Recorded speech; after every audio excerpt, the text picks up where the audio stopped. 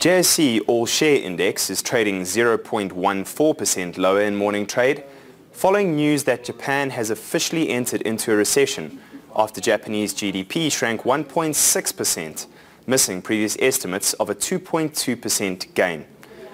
In company news, Petman Limited goes ex-div today, with interim results for the 6 months ended 30 September from Telkom, indicating headline earnings per share were up 14.9% to 261.7 cents per share, net revenue up 1.6% to 13.3 billion rand, and operating expenses down 2.4% to 9.2 billion rand. Barloworld, which in its year-end results for the 12 months to the 30th of September, indicated revenue was up by 4% to 62.1 billion rand. Operating profit is up by 16% to 3.83 billion rand, and basic earnings per share increased by 33% to 1,012 cents, and headline earnings per share from continuing operations up 10% to 857 cents, with a total dividend per share increasing 10% to 320 cents per share.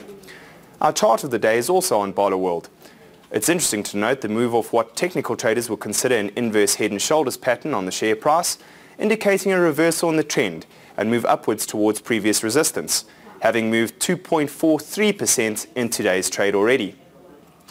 In currencies news, the rand is trading at 11 rand 10 cents to the dollar, 13 rand 90 to the euro, and 17 rand 39 to the British pound. And in commodities trade, gold is trading at $1,188 an ounce, platinum at $1,206 an ounce, and Brent crude at $78.15 per barrel.